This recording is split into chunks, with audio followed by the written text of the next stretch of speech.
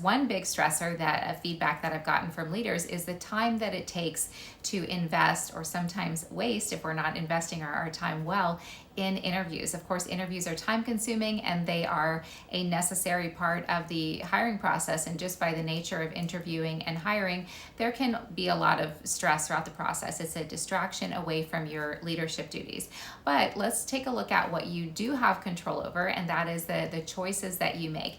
And I'm bringing up this topic in this video because a lot of times it comes up a lot with managers that I'm working with in the past and currently on hiring initiatives, where they will make decisions to, for example, interview a candidate when they know that it's not really likely to be a fit. And I always appreciate when leaders are open to interviewing different types of candidate profiles, because sometimes we do check some of the boxes and maybe a lot of the boxes, but not all, and we can still have our great candidate fit. So being open can be a really great quality as a leader. But you want to take a look at you want to pay deeper attention to your instinct, how you're feeling as you go throughout the interview process, hiring process, and the decisions that you're making, how they're making you actually feel. For example, I'll go ahead and interview this candidate because I said I would. This is one example I've heard before in working with leaders. I said I would interview this candidate. I've already scheduled it, so I'll just go ahead and do the interview. But then some additional information surfaced, and now you know that this candidate ultimately is not going to be a fit. Isn't this decision likely to cause some additional stress unnecessarily? Because one, you're going against your own instincts. And I'm never suggesting that we want to base our decisions solely on our instincts, but you do want to pay attention to that emotion, how you're feeling, and let it help inform your next direction. Should I interview this candidate? If I do interview this candidate, what do I need to disprove this theory or feeling, this question that I have, or to prove it? Right? And either move forward or go ahead and pass on the candidate. In this case, the candidate seemed like a maybe, and that's what we have sometimes throughout the interview process. This is why there's a process for a reason. But if other candidates come into play, or there's some other information that surfaces, and we now know I'm not going to end up feeling comfortable moving this candidate far in the process or extending an offer, then why are we going to interview them? Because you're nice and you said that you would. Then think about, okay, why you are making that decision. Why do you feel like you need to be nice? Why you want to dig deeper and get to the root cause of the why behind the what. And when we understand the root cause, why we make the decisions that we do, why we make the choices that we do, well, then we can work to reframe shift our perspective to start to make different choices. And different choices are what ultimately creates lasting change. Different choices, different actions are going to create lasting change. And another example, a leader had just come off of a couple of bad hires, and that can be pretty painful and incredibly stressful. So then what happens? We've got some anxiety, we've got heightened stress, maybe we've got some fear there. And so this leader had said that he would go ahead and interview this candidate just in case. Basically, I've already got these candidates that check a lot more of the boxes of what I'm looking for, but just in case. Well, if you're going to let's think about this. So you're going to take an hour out of your day, maybe a few minutes before the 45-minute Zoom interview, or even a 30-minute phone interview, and then a few to prepare, to get your mind set and focused for the interview. You're going to do the interview, and then after the interview, it's going to take some more time to reshift your focus and work back up to your previous momentum on whatever you were working on.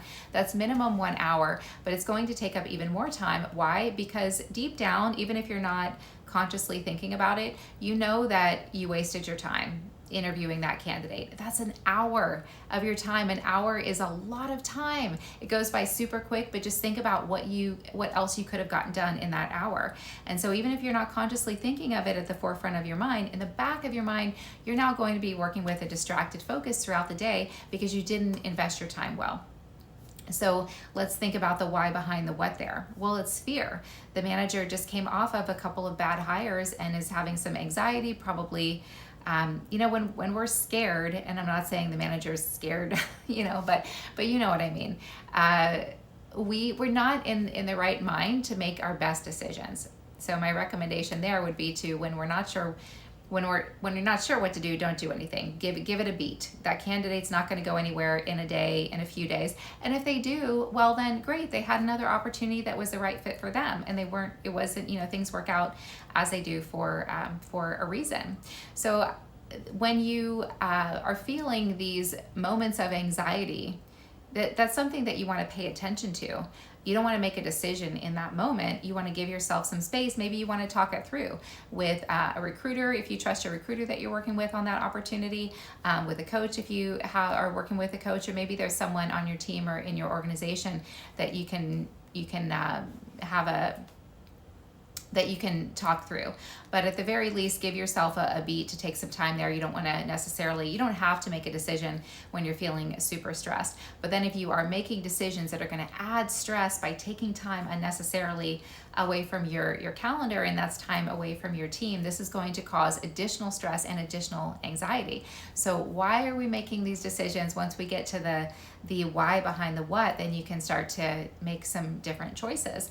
And then another quick example, I had presented a candidate that seemed like a potential fit. Again, first step in the interview process. We have a process for a reason. Then some information surfaced and we learned, okay, not a fit.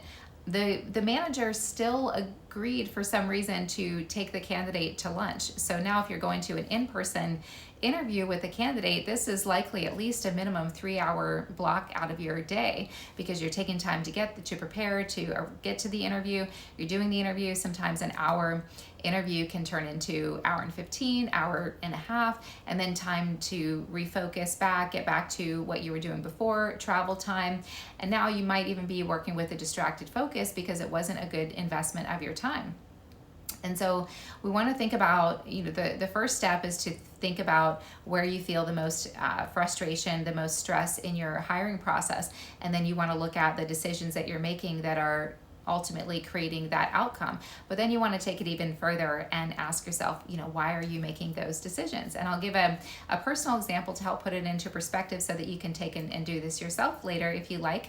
Even though I talk about this and I coach on this and I teach this, and I've worked very hard for years, even decades now, to overcome challenges and that were showing up in my life, and I've come a long way, but they sometimes still surface in other areas. And so this is what happened. I created a missed opportunity for myself by going against my instincts, by making a decision based on fear. And I knew I was doing it in the moment, but why did I do it? I was talking in conversation with prospective clients, 2 different clients, 2 different situations. And the mistake was I let the client dictate my process, the next step in my process. And I knew that what they were asking wasn't really going to serve them, and it wasn't going to help me serve them. And so I needed to take more time to understand why they were requesting what they were requesting, so that I could ultimately keep control over my process and better serve the prospective client.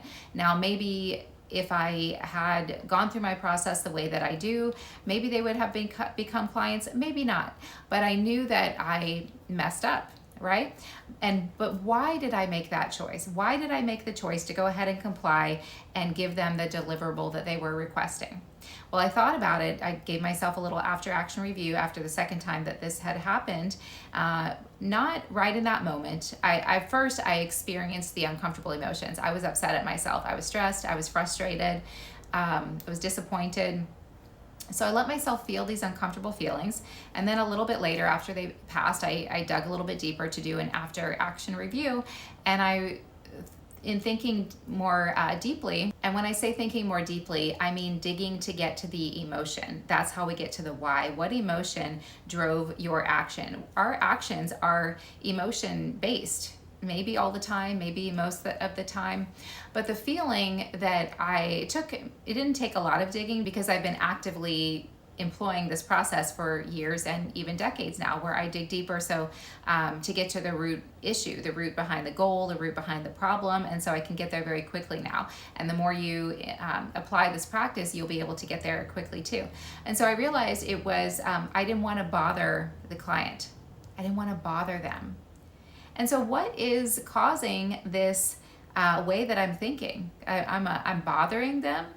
And so I thought a little bit more about it, and I knew exactly where that came from. Where did this feeling show up in your past? And that's a feeling that I worked very hard to overcome, and I did overcome in many areas, but it was still showing up in this one area in business some of the time, not all of the time.